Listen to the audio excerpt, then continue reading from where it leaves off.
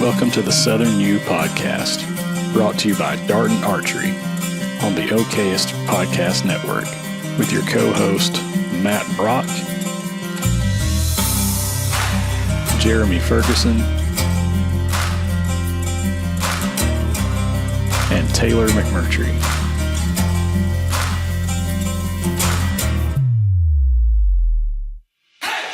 If you're looking for all things land-related in the Southeast, you came to the right place. Whether it's real estate, habitat, wildlife, or just being outdoors, this is the place for you.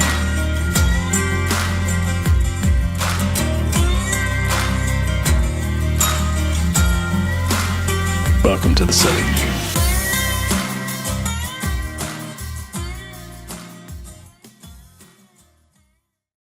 All right, everybody, welcome back to another episode of the Southern U Podcast. Dude, you're hot. Am I hot? Very. Well, I appreciate that, guys. Don't he sound hot to you? Right in the middle of the intro. Just pull your mic back a little bit, and you'll be good. Like you're hurting my interior of my brain. Hurting the interior of your brain. Well, we don't want to hurt that. Yeah, he barely got one left. After this week, yeah. It's been oxygen deprived. That's right. Yeah, no doubt. Well, as I was saying, we talk about land stuff on here. Sometimes. Sometimes. Most of the time, it's about how hot Taylor is. Yeah, apparently.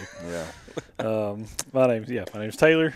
We got Mr. Matt Brock of Habitat First. What's up, Properties. guys? Yep. No, look, I told him I made a deal. No, that's not right. I have held up my end of the deal, haven't I? Yep.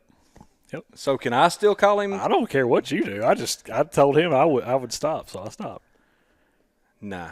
The A.L. Deer freaking legend, Matt Brock. There you go. Right there. We got to make a deal.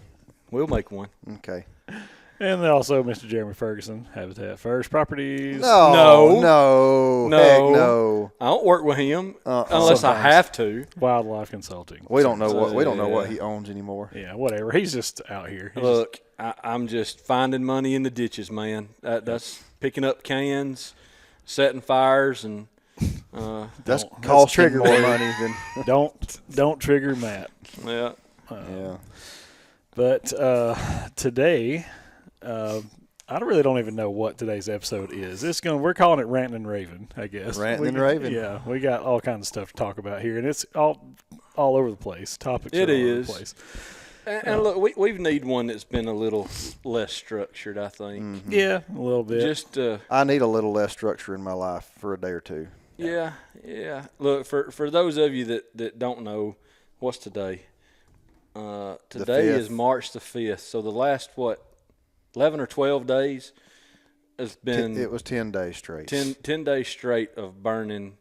And if you've looked at anything about Alabama, I think yesterday there was 181 wildfires in the state. Yeah, I want to give a and shout Matt out. was responsible for like 43 of them. I want to give a shout out to the Alabama Forestry Commission. There you go. Yes, I was going to say absolutely. that rolls right into perfect shout out time. No doubt. Does. Look, Matt's had them on his fires. I've had them on my fires. I've had them on contract fires. When you need them, you need them. You do.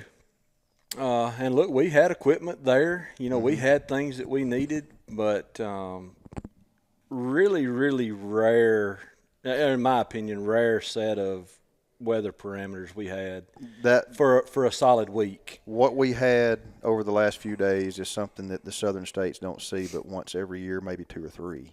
Yeah. I mean, for that extended period of time. It's not uncommon for us to have humidities drop into the 20% range, but not for several days with 20, 30 in a mile an hour row. winds. That's right. Yep. The wind and lack of humidity was disastrous for several states. Yep. I mean, and thankfully, I only had an escape on one fire. It just happened to be 2 different instances. Yeah. On the same one. Yeah. So And we had an escape on one, and it was fairly sizable. I think ours was the largest chunk. Yeah, I think so. we burned an extra. I think it was like 33 bonus acres. There you go, for Yeah, free. so didn't cost anybody a thing. yeah, so you folks that hunt down there on the Tauga WMA and Alabama DCNR, you're welcome for the extra burned acres. Oh, speaking of that, I don't want to give a shout out. I want to give a call out. Oh. Uh-oh. Somebody illegally shot a buck in that cutover. and sawed his little antlers off and left him there. Oh. They did. Caught you. Don't know who you are, but you've been caught. Not cool. Where was it? In the burn unit. Well, no, outside the burn unit. It was in the young longleaf. Okay. I was just Well, walking around I out there. found another one in the burn unit. Oh, did you? Mm-hmm. Yep. Wow. It appeared to be, from what I could tell, appeared to be a doe. Yeah, this was a buck. The skull was all Yeah. mashed up, so I didn't find anything. They sawed his little antlers off and left him there. Not cool, man. I guess they didn't want to get caught with a buck that didn't meet the.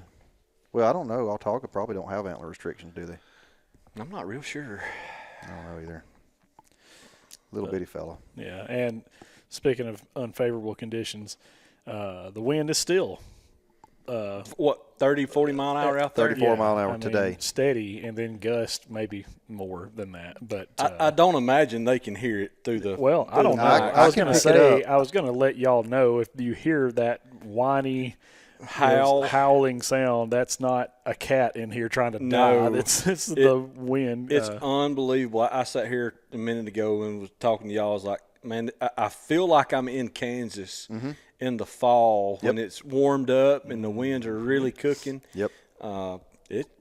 It's just loud. It is loud. It's disruptive. Either that or Taylor's got a hole in his wall out there. The wind's blowing Listen, by. y'all, this house build, I would not be surprised. That would not. I'm telling you, it wouldn't surprise me one bit. The way that things have gone building this house, it seems like every time you turn around, like, oh, yeah, didn't notice that. Didn't notice this, didn't notice that. And by the way, I did not realize this building a house too, but I know that there's like a settling period where a new home has to settle, that kind of stuff. I was not prepared for that. It's a brand new house, which cost us a lot of money. I feel like a brand new house shouldn't have problems. You know what I mean? It shouldn't have issues. And it just seems They do. It seems Wrong. like every single time you turn around, there's a crack in sheetrock somewhere. For 2 or 3 years, these things will. Yes. That is why we built a tiny home. And just like, You don't have as much trouble. Lord have mercy, man. That's why we live in a barn. Yeah. You live in a barn and we live in a tiny home. Yeah. So, I don't know. But, And Tay-Tay lives in a castle. oh Yes. gosh, whatever. Did I call you Tay-Tay? He did. Yep. I heard it. Hey, you Yeah. now Casa de sent a Tay-Tay. shot over the bow. So Dang, I'm sorry. I didn't mean it. I didn't mean it at all. friendly, hey, fire. and all that. As Taylor, we've started doing the little shout out right. things. I'm gonna go ahead and just shout it out of where did the shirt come from? Yeah, shout out this week. I've got two. You've got to show it to The first everybody. one, this is my Valentine's Day gift from my bride. So shout out to my lady, Brittany. This is her in all her glory right here. So That's awesome, she man. said, if I'm going to get that for you, then she said, you're not going to wear that on the podcast. I'm like, well, you just had to say that. So now I am. So Yep. shout out to Brittany. She does all kinds of stuff around here even today at a funeral was helping me unload equipment and load equipment and get set up and all kinds of stuff, and then be a mom and take care of crazy feral children that we have and all that kind of stuff. My other shout out is to Mr. Jeff Barron. Jeff is Hannah. I'm sure everybody knows Hannah Barron Outdoors, but Hannah's dad down in South Alabama. He has been engaging with our content and leaving comments and likes and all kinds of stuff. So appreciate you, Jeff. Much appreciated. He's doing cool stuff all over the place, not just in South Alabama. How's his recovery been? I know he had an accident. He did, yeah. It seems to be doing well. I mean, as Good. far as what you can see from Instagram and that kind of stuff. But yeah, he had a neck brace on for a little while, but that did not stop him from building Hannah's house bar or whatever. He just kept on. From what I have gathered, he's a pretty dang hard worker. Yeah. Seems like a cool dude. So Well, look, we're in unfortunately the crappy generation of the world. We are millennials. I don't feel like a millennial. I don't act like a millennial, but I am just barely on the inside of the millennials. His generation is just different. they are. Our parents and their parents, They just got stuff done. they did. Hurt, sick, whatever, man, you just go. And I try to be that way. You know what'll help you be that way? Yeah. When you got a fire out. Yes, or when you got bills coming in. That's right. But Matt already covered it, and I think I did too. But extra shout out to Alabama Forestry Commission. I'm going to give a shout out to Alabama DCNR. They came and helped us. Logan McCord there on Autauga WMA. Man, they came and helped us too. And it was on WMA property. It was on WMA property, but look, sometimes you get in dire straits and you just got to call whoever you can. Yep. And in these two instances, we were in dire straits. I mean, we had to have help. It just sometimes that's just the way it happens. Yep. Well, we don't, like has already been stated, we don't see that set of circumstances Not very often. Often at all. Like, I've been burning for 20 years. I've never seen a cutover reignite in the black what has already burned 9 days later. Yeah, now, That's wild. let me put this into perspective. Taylor, not Tay-Tay. Shot number 2. No.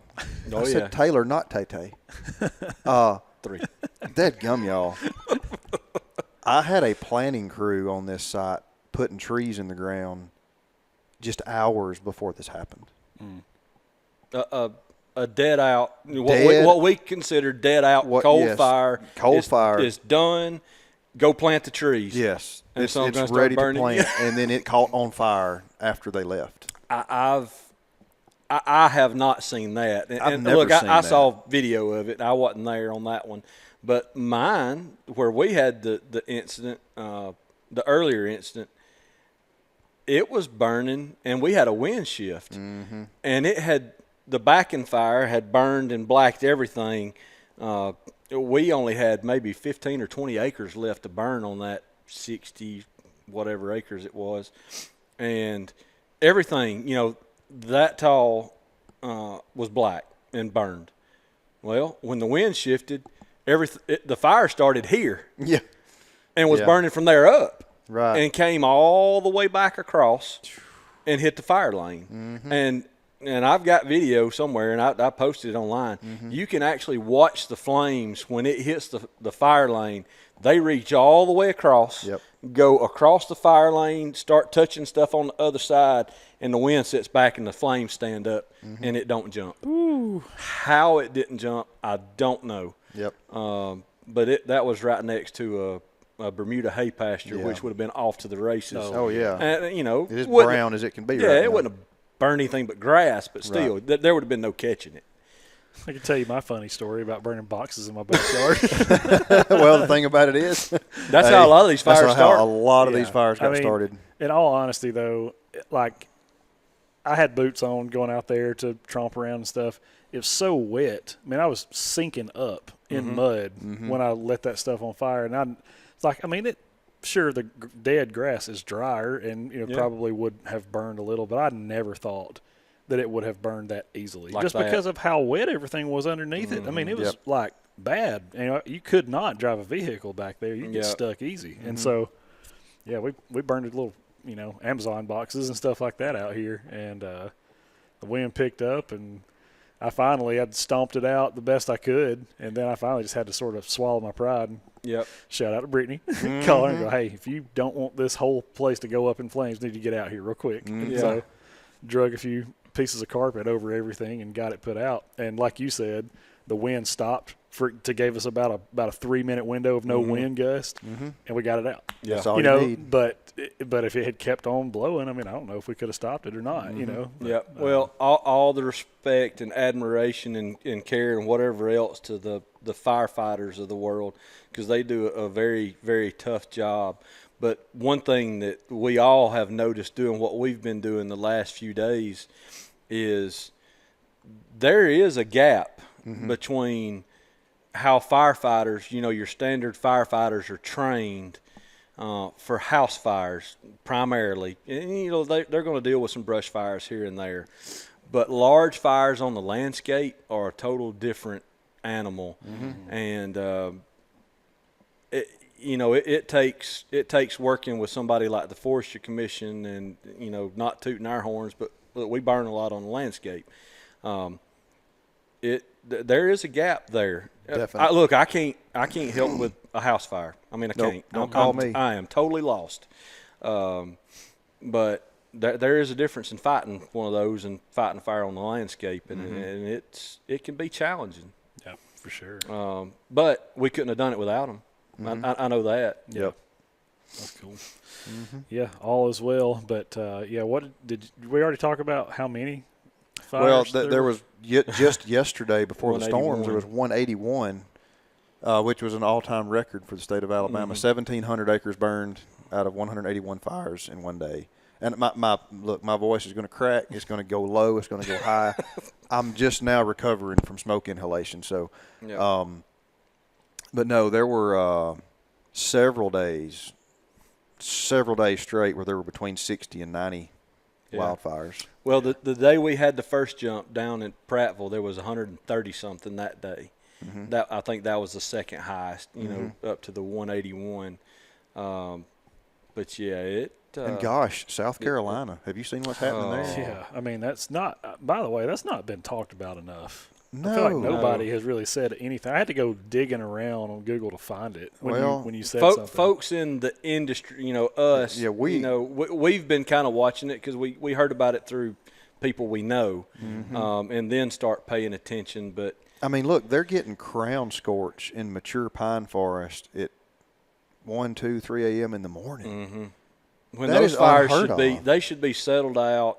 Look, are they doing work? Sure, they're burning stuff up.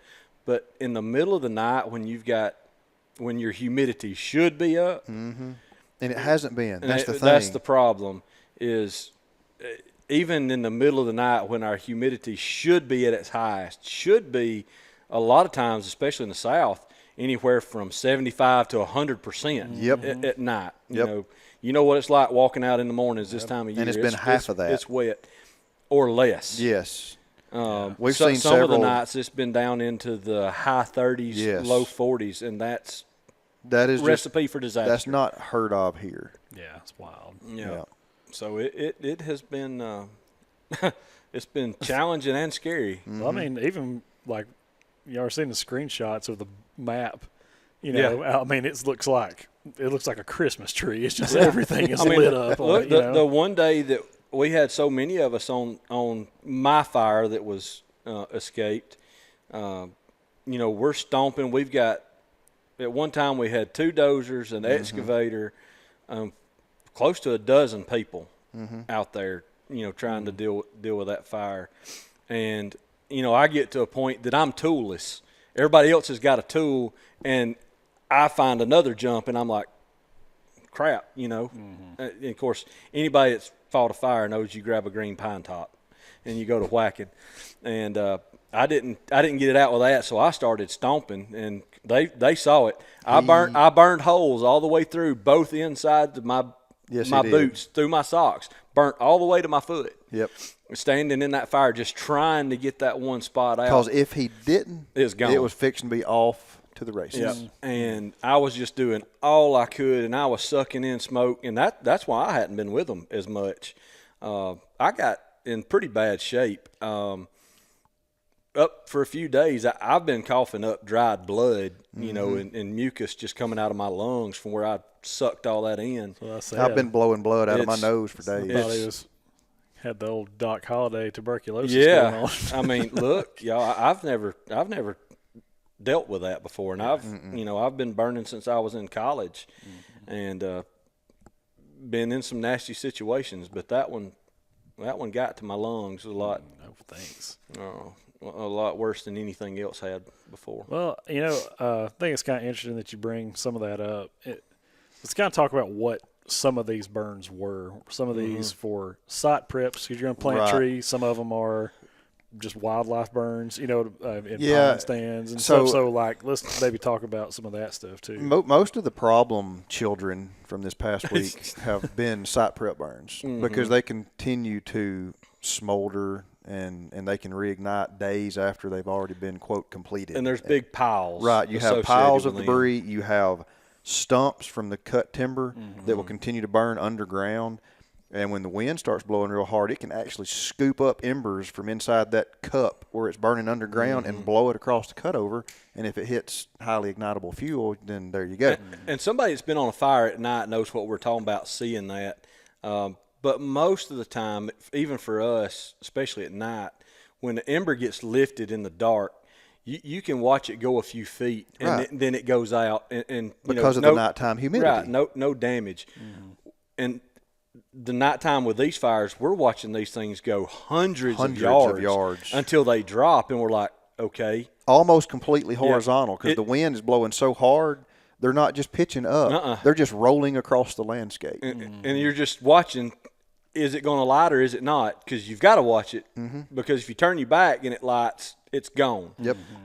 So you just standing there just hoping and praying none of those things light. And when one does, you just go put it out. And see, that's been the main issue. So, like, when you run a fire in an understory, do a wildlife burn, say you burn in an open field or you're burning, pine, a pine understory with some vegetation, it burns through and it's gone. Like, it doesn't linger. So you don't have those, 100-hour fuels, 1,000-hour fuels like we're dealing with. Well, there's no piles of exactly stuff. Right. Exactly. Not much anyway. And you get a good quick burn across the top, and it burns your duff layer, and it burns some of those low-hour fuels, and it's done. And you're done. I mean, you can mop up, you can go around the fire perimeter. Okay, we're clear, we're good. There's nothing smoldering. Go home. You can't leave a site prep fire, not in these conditions. Normally with a site prep fire, late in the evening, you can go home and you can come back the next day because the humidity is going to skyrocket in the night. The wind's going to die down. And you're like, okay, it's not going to be an issue. When the sun comes out tomorrow, I'll get back out here and check on everything.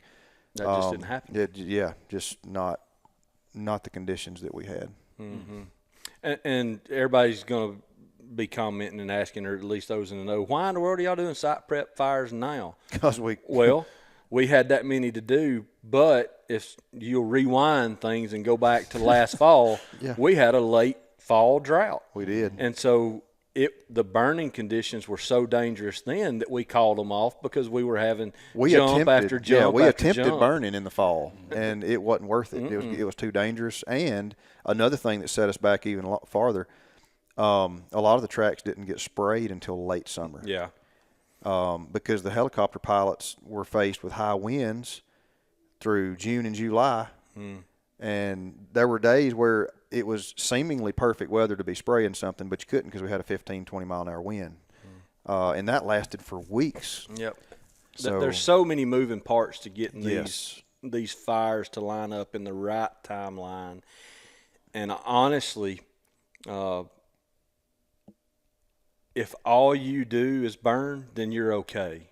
These big companies that all they do is really burn, they can manage it. When you've got some other things going on, sometimes it's just tough to get to some of these burns. And then you've got some, like for the state, they've got some different contract requirements for us. We have to burn during a certain time frame.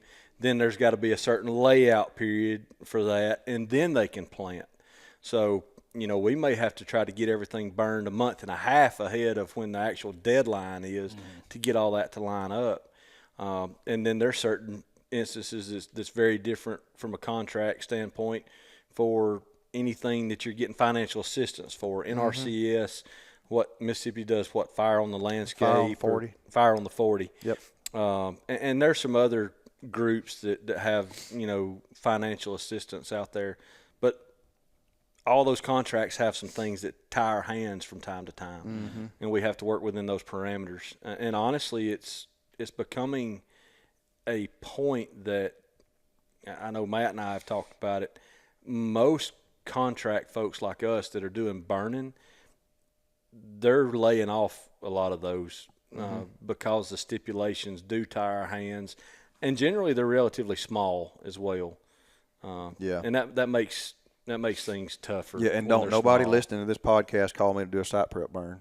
I'm not doing any more. Yeah, we site prep burns are off the table except for our existing clientele. Call somebody else. Well, and I think something, I don't know if it's just because I'm paying a little bit more attention, closer attention to it than I had in recent years, whatever. But it just seems like we have had a lot more extreme weather swings over the last couple years. We have. I would agree with that. I mean, it seems like it's either crazy drought, not a drop of water, or it's absolutely raining buckets, and there's no in between. And see that same very similar situation last year. We ran into a situation where I didn't get my site prep burns done until my tree planters basically said, if you don't get them done, we're going to plant trees anyway. Like we're at the end of the planting season, we got to get it done. And same scenario this year. We didn't have burn weather, and now we're rushed trying to get everybody's site prep burns done. Started out with great conditions. I mean, like it was great. Burn conditions early last week were perfect. And had I been able to look into the future 4 or 5 days later and say, okay, well, 4 or 5 days from now, we're going to have extremely volatile conditions. There was no way to predict that. No way. No. And look, we didn't light under those No, volatile that's conditions. right. We quit. Yes, we quit lighting. As we saw all that coming, we're like, okay, we cannot continue. It didn't matter if we continued or not. Right, because the fires continued. Yeah, the stuff that had already been burning was back burning. Yep. Yeah, which I mean, I guess is frustrating for if it's an individual or private land that you're doing the stuff on. I mean, they're going, oh man, when are you going to burn my stuff? When are you going? Hurry It up. is. Yep. And look, we love our clients and customers, most of them anyway. But they all think they're the only one that we have. Right. And in reality, I know this for me, and I feel certain for Matt too, is there's very little that we just absolutely don't get done. Right. Because we have a plan, but, sometimes your job that you think is very, very important, it just really isn't top of the list of importance from a timeliness standpoint. Right. If we can do it 3 months from now, and it's going to be just as good a results, if not better, then why push us to do something outside of the time frame that helps us? And now, look, we're guilty of putting things off from time to time, but and it's not because we're not hard workers. No, it's very rare. It's because we're working too hard. Too much. We're doing too much. We're doing too much, and people don't understand that. We're trying to alleviate that problem. Yes. Everybody does. And it's not intentional. It's not intentional at all, but everybody's like, well, I want you to get my burn done. Yeah. Well, when you've got 23 different clients all telling you mine is the highest priority, somebody's got to be last. Yeah. And a lot of times, I don't do burns in the order that they come in. I do them in order of, okay, when do I need to burn this to, one, achieve their objective? What are they trying to accomplish? It's result-driven. It's results-driven. And if I've got one client, or let's just say I've got 5 clients out of the 20 that need something accomplished, and I think, okay, I need to probably focus on getting these 5 done. And then I can accomplish these landowners' purposes if I can wait another 2 to 4 weeks. It'd be fine, not going to be that big of a deal. Absolutely. But they don't see it that way. All they see is you haven't been to my place. Yep. We're going to get there. And some of them understand that, hey, there are some that don't. Yeah. And they don't care. And look, that's fine. Those clients generally don't last long for me. Right. And let me throw this out there because I think this will help explain why some get pushed off as long as they do. There are certain situations where we cannot burn a tract unless we have very specific weather parameters. Absolutely. Yeah. And until those weather parameters are here, and oftentimes I don't know until the day before or 2 days before, it's not going to get burned. If there's chicken houses, major highways, smoke-sensitive area, I'm not going to burn those under any circumstances other than what's outlined in the burn plan. Well, there's too much at risk. Well, there is, and that was one thing I was going to bring up is occasionally we do miss fires. We don't get stuff burned. But I can confidently say any fire I've been on with you or any fire you've been on with me, they were not lit outside the parameters that we had set forth. That's right. And if you're going to get mad at us for that, fine. Yeah. Find somebody else. Yeah, because I can't help that. I'm Well, not. I mean, I have no experience burning on, especially that scale, but I would imagine it's like a lot of things. in that, all right, if it's going to require more than just you've got to have some help, right? It always requires All right, help. well, if it's got to Always, have help, you can't turn somebody loose over there that, I mean, you got to have a brainstem to, you know what I mean, Yes. at Yep. least to Yep. kind of be able to Yep. contribute in a positive way. Because if you don't have good help, Yep. then that can be just as bad. You know what I mean? Oh, it can be or worse. It can you be know, worse. So, Yes, you can get in this business. You can get people hurt. Yes, you can. If they don't understand, and it's, my wife and my nephew have gone out and burned with me several times, but they've been with me enough, where we're burning at our own farm or doing things. They understand. They can be safe. Now, they don't understand it like I do. So if something goes on, my phone rings. But, it takes eyeballs. It does. I mean, it just takes a lot of eyeballs. Yes, it does. Things can happen very quickly. So you need folks looking. But yes, it's for me especially, and I know Matt's the same. It is a weather parameter game. It is. I mean, if it's outside my parameters, 1% in humidity, I'm not lighting it. Yep. And they can be mad at me, but at the end of the day, if I go outside my parameters and something happens because that landowner has pushed me, then it's my fault. on It's you. not their I was fault. about to say, Yep. I'm going to be very upset with them that they pushed me, but I shouldn't have given in, Right. and I just don't anymore. well, I mean, obviously, that's not close to comparing apples to apples, but it's how I am with my business and marketing stuff.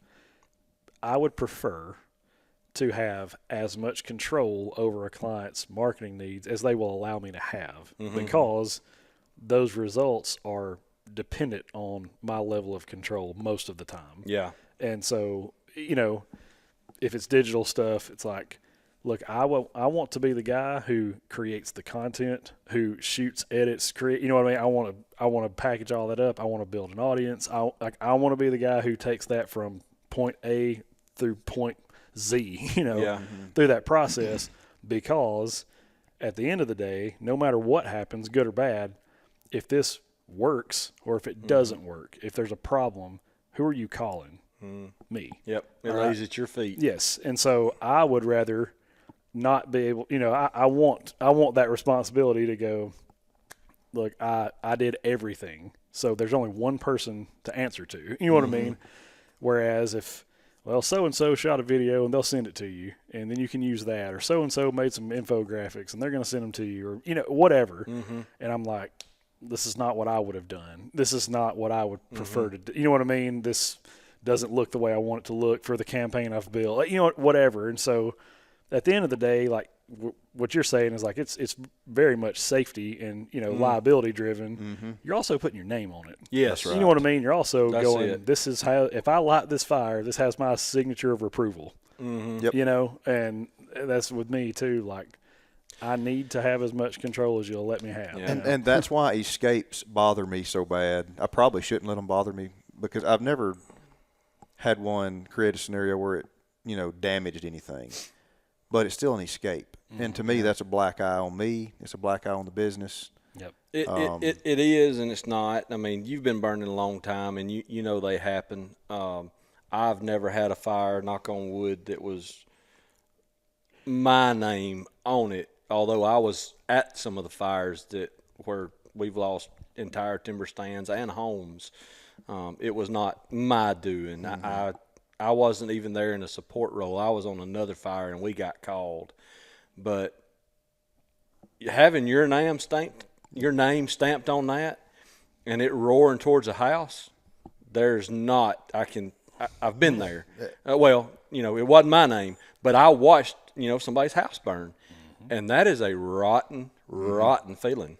Yep. Oh, yeah. Well, when I showed up on one of these fires this past week, one of the local volunteer fire departments had done what they knew to do.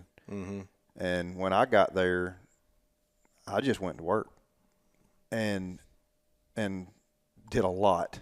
I mean, a whole lot in a short amount of time. But it goes back to what Jeremy said. I was ultimately responsible for the outcome of that fire. And let me tell you what, you talking about motivation? You better believe it. You want to get it out? You can get it. You can get it out. Yes. Okay, you can work harder, you can work faster, you can work longer when you're looking at several homes up on a public road on the hillside. Make no mistake. Your rear end was puckered when your yard was burning because it was your house. Absolutely. If it was somebody else's, it'd have been much worse. Yes, absolutely. You would have been drawn up so much more. Absolutely. People have to realize that is a reality Mm-hmm. with some of the things that we do. And one of the oddest things that I saw in a fire, and I was working for somebody then, and I was on this fire. We killed a bunch of chickens in poultry house. We had a wind swap. Yep. Smoke filled the chicken house up, and it killed the stew out of chickens. Man, that's that guy's livelihood. Yep. It royally sucked. I mean, it takes just the breath out of you. It literally does. But unfortunately, stuff happens. Yep. It just That's is why what it you is. guys always say the term is not a controlled burn; it's a prescribed burn. Because It's a fire. yeah, you're doing all you can to Yes. contain it and that kind of stuff. But Yep. if the wind kicks up, then there's not anything anybody can do about it. Yeah. And we talked about some of the contract requirements being tough. Some of the smaller things that we do, and most of those revolve around generally in Alabama some type of NRCS contract. Those have become increasingly tougher for us to. By and large, they're small. They don't encompass a lot of acreage generally. And a lot of times they're in a little more urban area than I would prefer. Absolutely. Absolutely. And look, there's reasons, and everybody's paying attention to, what they call it, Doge? Doge. Yep. Yeah, everybody's paying attention to that. And look, it's controversial. They're taking money. People are losing jobs. But some of this financial assistance that some landowners are getting, I'm just here to tell you, it's wasteful. Oh, it is. 100%. Yeah. And I've participated in it. Yeah, and I haven't received monies, but I've been paid contract money that I scratch my head, go, why in the world are they paying for this? And the contracts have become tough enough and small enough that I'm not doing any more of those either. Yeah. I wish we could get stakeholders, landowners, federal employees all together on the same page so that it would work well. But the fact of the matter is, the contract period's the wrong time of year. Yes, 100%. It puts us behind. It always puts us 6 months to a year behind when we get approved contracts. So generally, we're trying to order some type of trees or seed. It's months after we should have ordered. Trying to hire herbicide applications, same thing. When they've already got all of their seasonal jobs lined up. They've already got it all done. And then we come in, well, hey, we got 3 contracts through the NRCS office. Well, man, I'll try to fit you in, but I've already got all my jobs lined up for this year. Trying to order trees, sometimes you just can't get the trees. Well, yeah, I was about to say it's a resource that requires time to generate. Yes. And if there's not enough time to grow and seedlings. another good example is just I mentioned the size. Matt and I both have a joint client here in Marshall County where we are. Sizable property, but what he received a contract on wasn't very big. I can't even get a contractor to go do it. Mm-hmm. Oh, it's just not worth the time. No. They're not going to make enough money to go do it.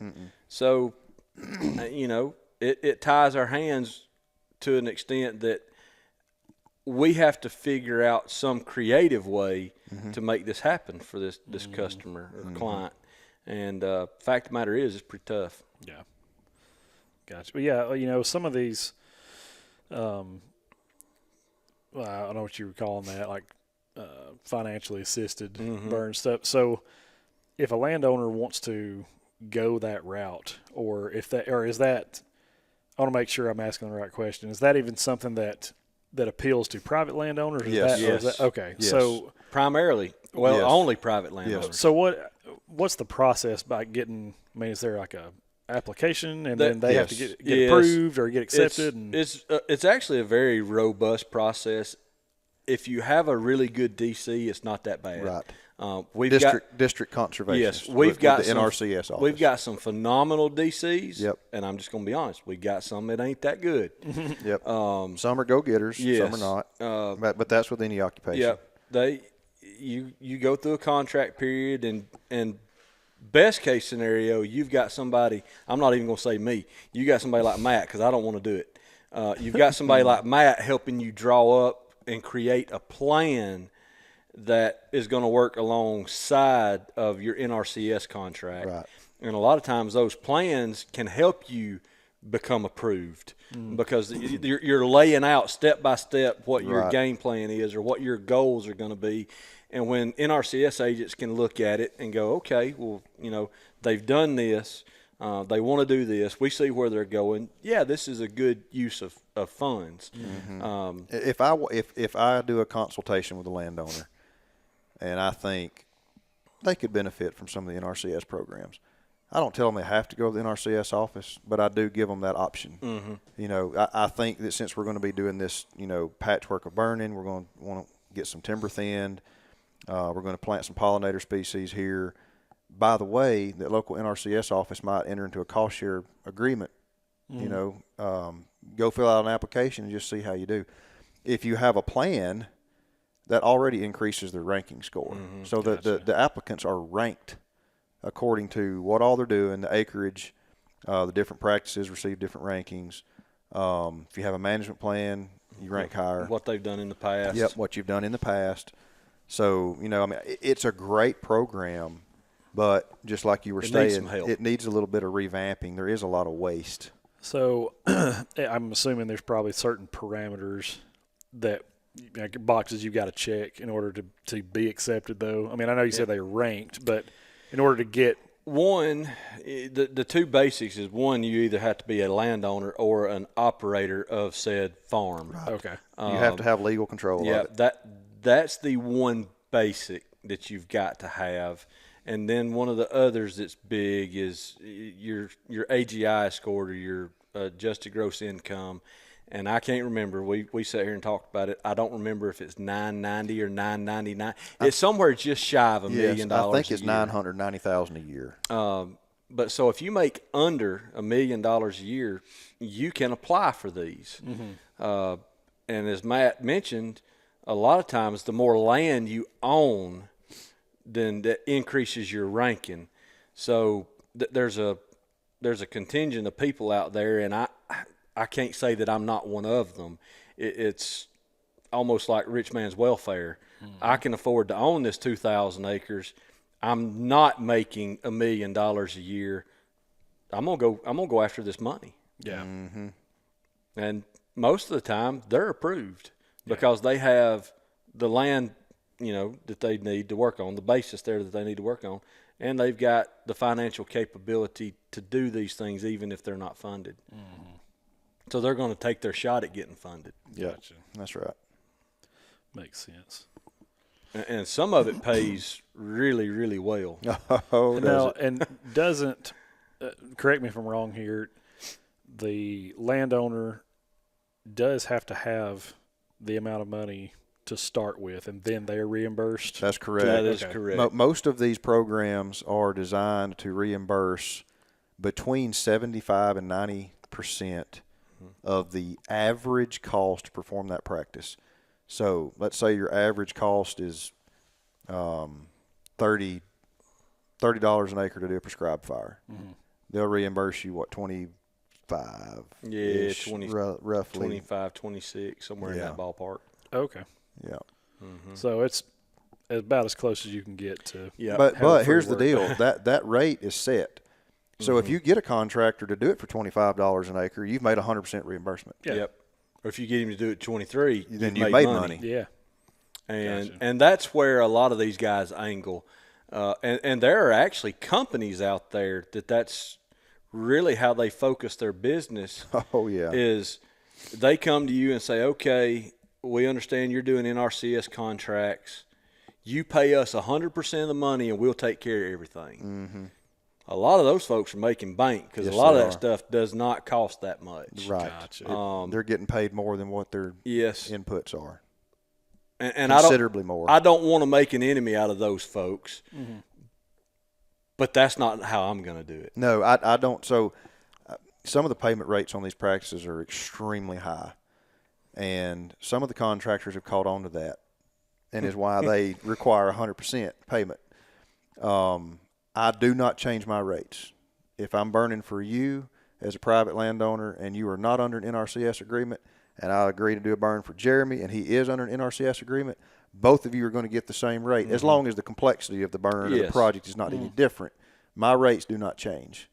There are some out there, do. though, that do considerable Yep. amount of change. And look, we're going to leave the practices out because everything's a little bit different.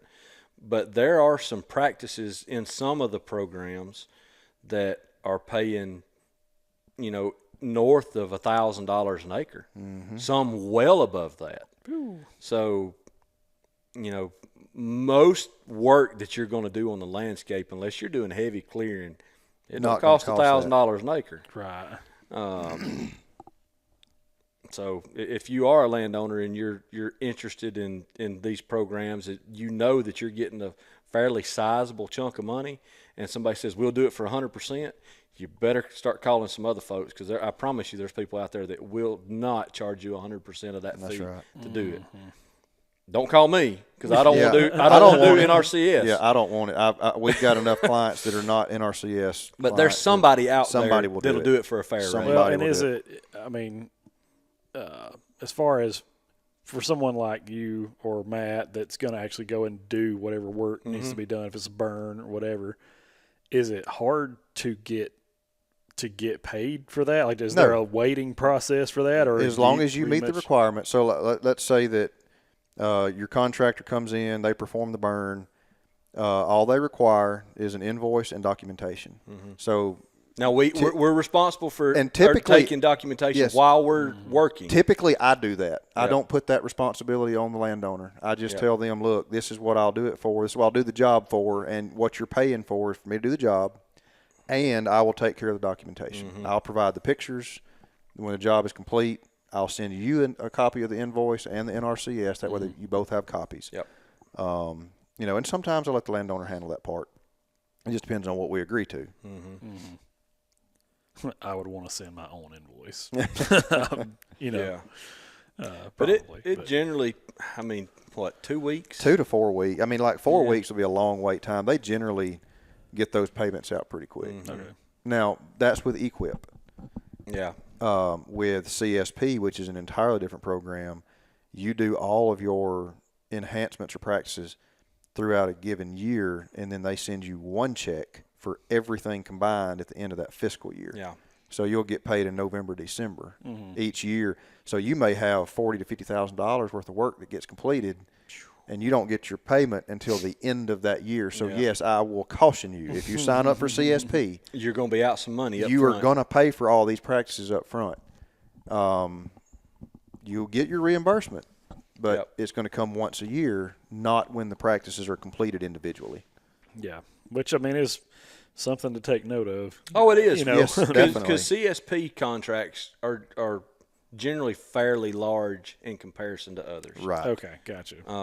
They're a You're- 5-year agreement Yeah. rather than a EQIP contracts. You normally have 12 months, 18 months, 24 months, whatever to complete the practice. And EQIP could be a total of a few $100s, Right. up to several thousand. Most CSP contracts are for several thousand. Oh yeah, up to 200,000. Yeah. Okay. That's where is that a 200 for a single? It's 200 for a single. It's And then 400 for partnership. partnerships. That's Yeah. right.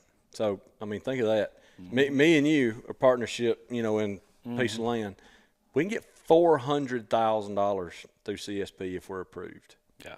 You can do a lot with $400,000. Oh yeah. That's But that's not easy to do anymore. No, it's getting harder and harder to get in. 2 or 3 years ago, you said you were 75 to 80. 85%? I was running about getting 80% of my applicants into CSP. And now it's probably 20? No, It's less than that. Is it less? Yeah, Ooh, but okay. but I will say this.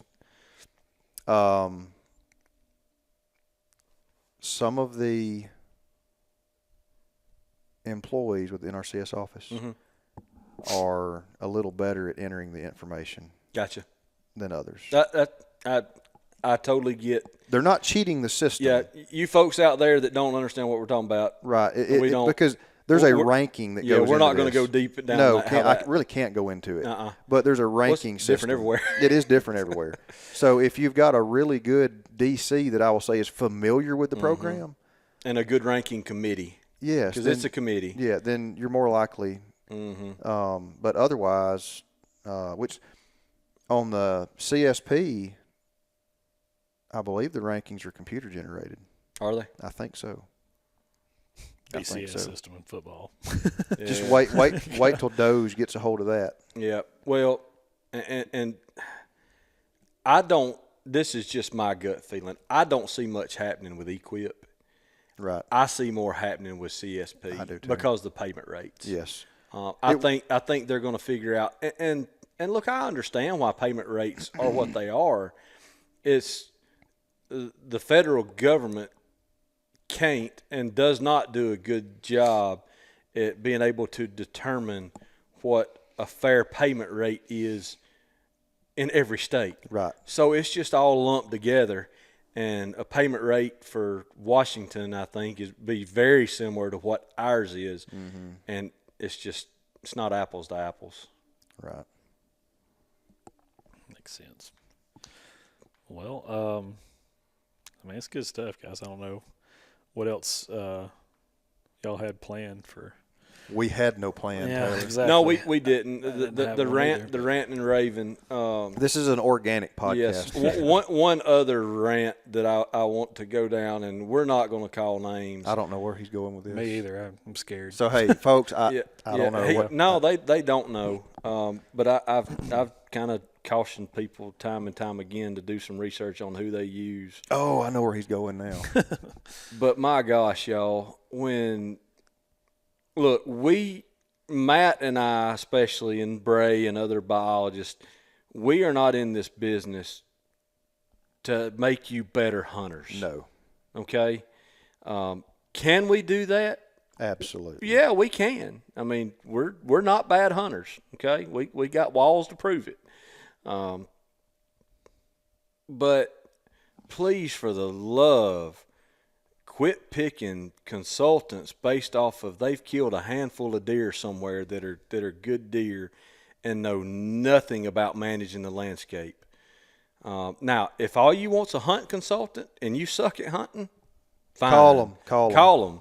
But having folks do wildlife management, habitat management, forestry that do not have a clue what they're doing, it breaks my heart to see folks spend as much money as they're doing. They're spending way more money with than they some need of to be. these folks. It's unbelievable. And look, I don't want this to come off arrogant. but I mean honestly, I don't. No.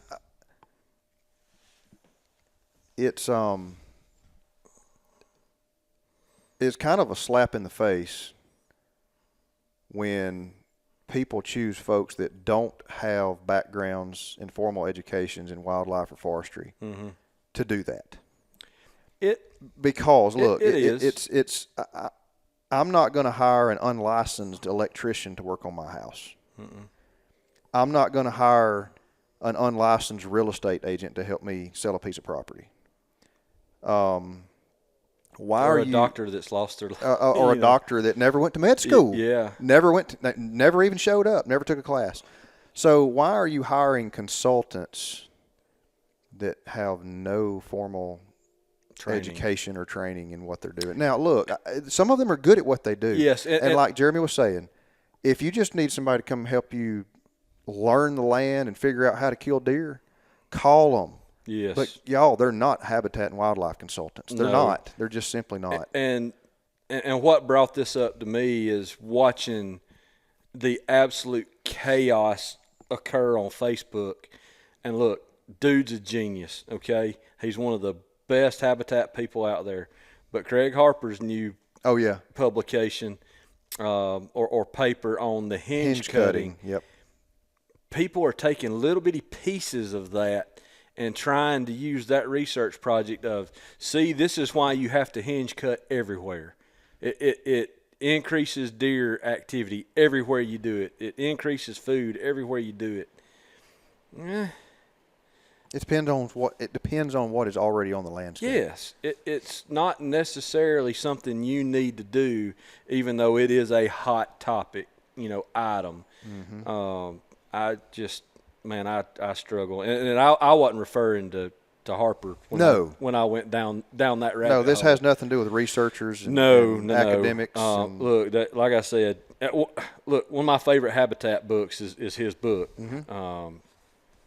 Craig Harper's one of the best habitat biologists out there. I tell people, even though I would technically be considered a subject matter expert, I consider myself a practitioner of things experts figured out before me. Yes, I take the information that they have concluded through science and research and put Trial it in practice on the landscape. And I know when it works. I know where it works. I know how it works. There's some guys out there managing ground that got no formal education, and they're great. They're doing a great job. Yep. And I'm not saying all of them are not doing a great job. Right. But it's because they've been doing it for a long time. Yes. They've worked in the field. They have absorbed that from other practitioners. Yes. And that's fine. But there's some of these folks out there that they got famous because they killed a couple big deer on TV. Or they, have a tractor. Yes. Well, and a lot of it has to do with location. Yep. I mean, you can, in the right place in the Midwest, you can kill, heck, I'm sorry, but if you got the right, you can kill 170, 80, 90-inch deer every single year with very little effort and claim to be an expert. Yes. And all you really have is a great place to hunt. Yep. And I struggle with part of it because it is an industry, and if you're working in the industry and you're not taking advantage of people, I want you to be successful. I do. I want you to be successful. Absolutely, 100%. But there are some that are taking advantage. And then there are also those that just don't know what they don't know. Yes. They're trying to do good, yes, but they're not because they don't know any different. The lack of – so sharing misinformation, I guess, would be my biggest pet peeve. And that's what I'm seeing a lot of on social media is taking a partial truth or something that's true in some circumstances and then just applying it across the landscape everywhere. And that's just always not the case. But the biggest one is doe harvest recommendations. Just stop. It's just stop. I mean, my gosh, I'm sorry. People from the Midwest have absolutely no business telling people in the South how to manage doe herds. Nope. Period. Nope. They just don't. Different landscape, different deer herd, different rates of mortality. Well, look, we had one of our contractors that does drone work, doing drone surveys. On he does them on high fences, he does them on low fence areas. Does all kinds of stuff. A biologist, and I actually think this particular person had a degree, which bothers the stew out of me. But just because you got a degree don't mean you're any good. Made a recommendation to shoot several dozen. I'm not going to leave the number because I don't want to just point at the guy. But several dozen does off of one particular property. Wasn't even that many does on the property. Right. Wasn't that many deer, total live deer on that property. And he gave the recommendation to shoot this number of deer. Well, had they attempted that or achieved that, they'd be left with nothing. Nothing. Next to nothing. And it would take years to come back from that. Yep. And that's what I really want to stress on some of this habitat stuff is a guy making poor habitat recommendations is not an easy fix. Making poor harvest recommendations you can fix in 3 to 5 years. Poor habitat recommendations, it may take you 30, 40 years to get past that if you're doing timber harvest type stuff. Yep. So just be careful. You have got to vet your people that's doing work for you. And look, you may vet us and go, man, y'all don't have the experience I need. And hey, that's fine. That's fine. That's we may fine. not. Mm-hmm. If we're talking cutting cedar trees down and making all kind of stuff out of prairie, have I done that? No. Has he? Yeah. Yes. So that's not my wheelhouse. It is his. Well, that's the thing too. I mean, every biologist or habitat consultant has individual strengths and weaknesses, and they focus on certain things. Like don't call me for waterfowl management because I'm gonna just tell you to call somebody else. I don't care. Jeremy, y'all can call me. Yeah, if you need a prairie restoration, call me. If you want waterfowl, call Jeremy. And if I'm not the guy for the job, I'll tell you. And if you determine that I'm not the guy for the job, fire me. That's fine. And that's part of our whole background in business and what we hope to aspire to create more business for is in our groups and our networks of people. We want to be able to use the right people. Yes. And if it's not us, fine. Who cares? I'll tell you. We got plenty of business. Yes. Don't take that the wrong way. We want to earn business Right. as long as you're good clients. But honestly, we don't need more. But we're growing and we're trying to add folks and things of that nature. So we could use that. But I don't it bothers me to see people spending what they're spending on a. Yes. Well, look, I'm not going to call him out by name or anything, but I saw one. I don't even remember where it's from, which state, but he was posting in Alabama Deer Hunter Forum on Facebook, and his rate was reasonable for a small acreage tract. But if you extrapolate the math to what he charges for a plan on 2,000 acres would cost $20,000. We do it for under $5. I don't even think that fella has a background in this. I think he's got a tractor and just is primarily wanting to do habitat work. My gosh, y'all want to pay me to come do stuff like that? Pay me $20,000. Hey, I'll drop clients left and right for that. Come on. It's just the information age, and we can get anything we want on this. Yeah. And the problem is there's no way to filter through what's good information. That's right. And unfortunately, in our industry, there's a lot of bad information that gets pushed. And it's becoming more common. It is. It just seems like every day there's another habitat consultant that pops up online. And I've been on this kick for over a decade now. But me and several other biologists across the Southeast, I don't know that many in the western states, but we have been pushing and still pushing for some type of governance board for wildlife.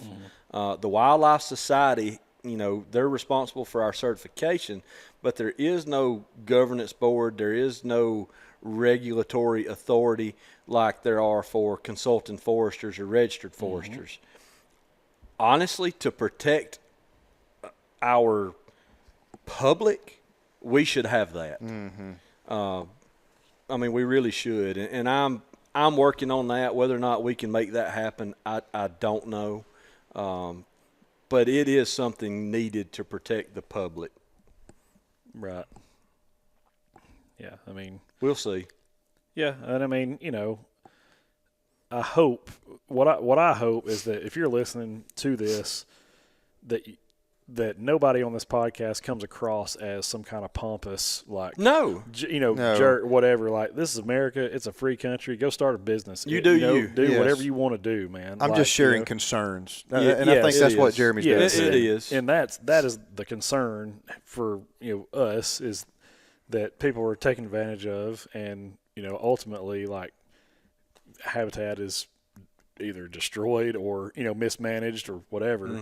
And like you said, and depending on what's being done to it, it could take decades Yep. to recover from. So that's the only concern I think is. Yep. And that's a huge reason behind the protected class of registered foresters, but that governance board for them is to protect the public. Right. It is protecting them as a forester as well, to keep people, that aren't foresters from practicing forestry. Yep.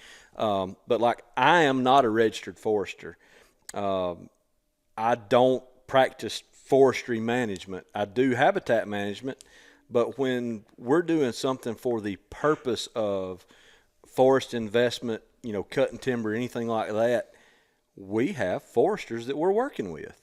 I'm not going to arbitrarily go out here and make a decision on your timberland that you're banking on that paying for your kids' college. Right. That's not what I do. Right. But I can call my buddy Scott Woodall, and say, hey, man, I need you to come down here and do a consulting job for me. I said, it's strictly forestry. I need you to do this for us. Right. And, anywhere else that's out of his area, we've got other foresters that do that as well. And I wish there was that little bit of protection for the public from the wildlife side. I remember talking to a guy that owns a tree service, and he's a certified arborist, Yeah. And he made that comment to me when we met for some marketing and stuff. He said our industry is wide open. The only thing that is less protected is he was like, guess, do you know what it is? I'm like, I don't know. He said landscaping. Like, if you buy a lawnmower and a weed eater, you can be a landscaper. There's nothing stopping you from doing that. Yep. You know what I mean? There's no certification, no nothing. Yep. And he was like, and it's the same way with us. You want to go cut trees, have a tree service, buy a chainsaw and a loader truck, or buy a chainsaw and a bucket truck, And that blows my mind that so many of these industries are that way. But most of the time, the bad apples weed themselves out. Sure, yeah. I mean, but now there's so many out there doing some shady stuff, and I'm talking across all industries. I'm not talking about ours Right. now. Yeah. Just all industries. Just all industries combined. There is so much shady crap going on out there. You have to be careful with every decision you make now. Mm-hmm. It could cost you. Yep. I mean, perfect example, me having something built that I expected to be better, with one of our builders. Mm-hmm. And they had done good work in the past, but by gosh, they didn't on that particular job, and it will cost them doing work for me ever again. No, I know all too well. You get a bad contractor on, put it this way, the guy that did I don't even care to say it, the guy that did most of the trim and doors and I remember all that kind story. of stuff, he is currently in jail. Yeah.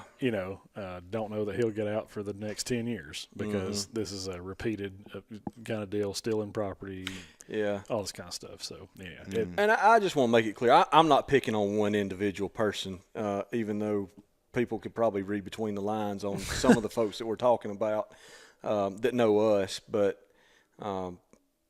I think it's a revamp that's needed industry-wide.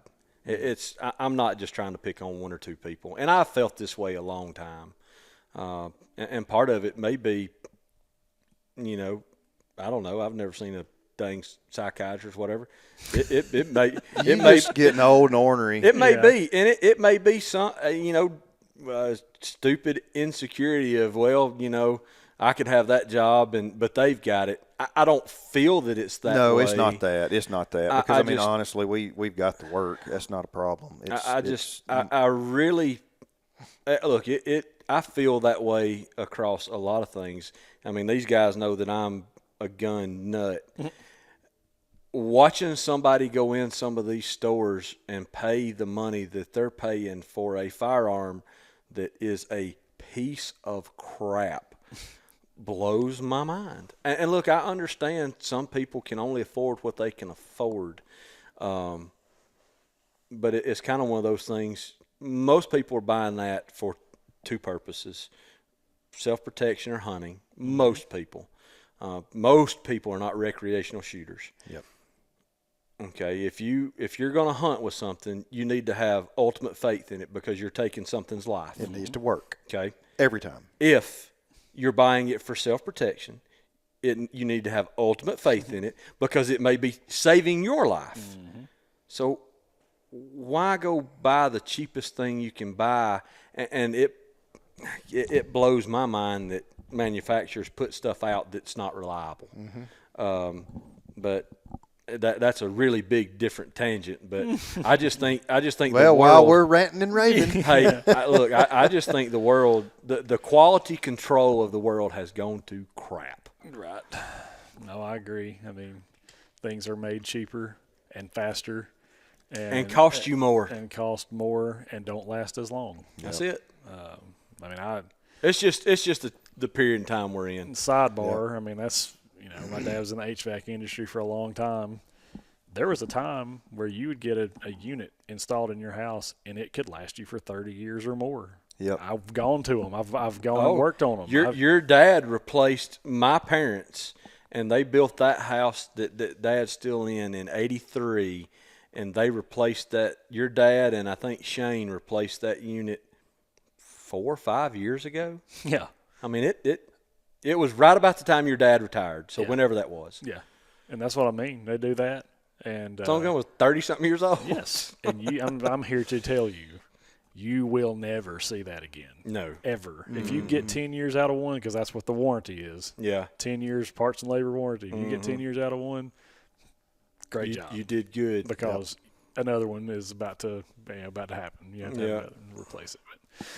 But anyways, maybe that's maybe enough ranting and raving. I got one more rant. Oh, no. This is very no. short. Auburn, what's going on? How did you lose yesterday? Wait, who'd they lose to? They lost to Texas A&M. Did they? Yes. I didn't even watch the game. Well, makes me happy. Like 83 to 7. Shut up. 83 to 72, I think. Was what I saw. I say that Alabama had an absolute meltdown, imploded at Tennessee. Yeah, they did. I don't know how you're up by 4 with 36 seconds to go and end up losing by 3 at the end of regulation. But we appreciate it. I just don't understand why y'all waste all your time watching deadgum basketball. Because basketball is the most pure sport. Look, I can't say I've ever watched a full basketball game. I in my love life. watching college basketball. The rest of it, crap on it. I don't care. I love it. You don't have designated offense guys, defense guys. You got to play both ways. I think LeBron would argue. I don't think I've ever seen him play defense. Hey, man, he's all defense, all-time defense. By the way, speaking of, that's Jeremy's favorite player. Yeah, buddy. Shout out to LBJ. He just eclipsed 50,000 career points. That's crazy. Yeah, in his 22nd year, which is unbelievable. Oh, yeah. He's 40 what? 40. He's 40? Yeah. Look. He's not that much younger than me. I was going to say I'm 40. Look what I've accomplished. Yeah. Let me tell you something. If I could run up and down the court like he did, look, I despise the guy. I mean, I do.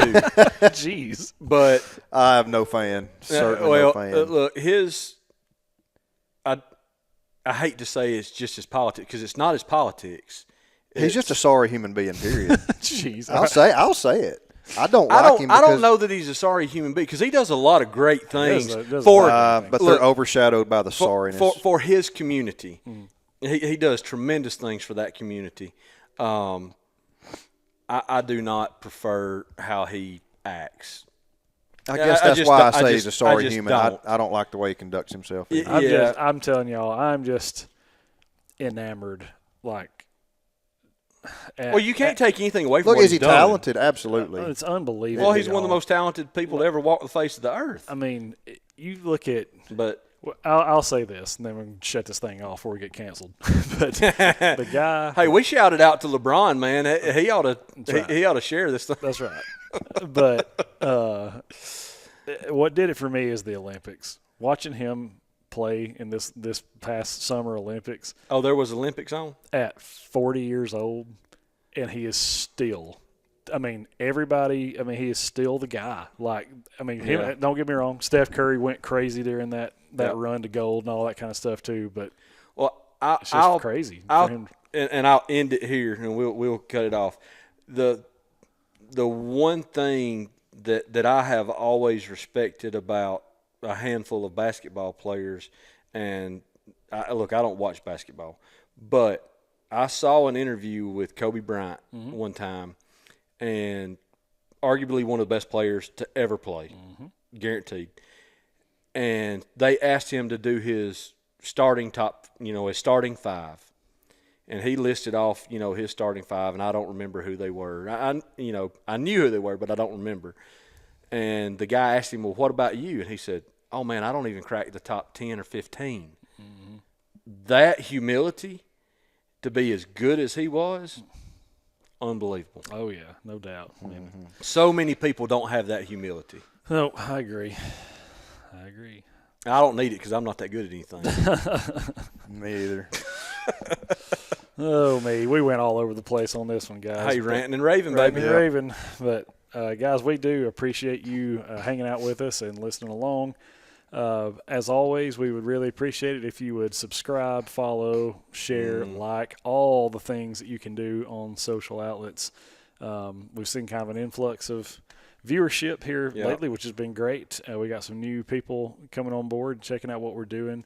And I know that we have said this for a while, and I hate to bring it up again, but we have something that is so close. We are nearing. We've been working on it for a few months now, and it is very, very close for us to be completed with it, and so we can announce and let you guys in on what's going on. But we have something really exciting coming, and I think that our listeners and a lot of people who probably have not found us yet would benefit from. So just stay tuned. Hopefully in the coming weeks, I'm hoping it doesn't take much more longer than that, but we'll have this thing off the ground and we can tell you about it. But stay tuned. We appreciate you, and we will see you on the next one. Peace out. Out.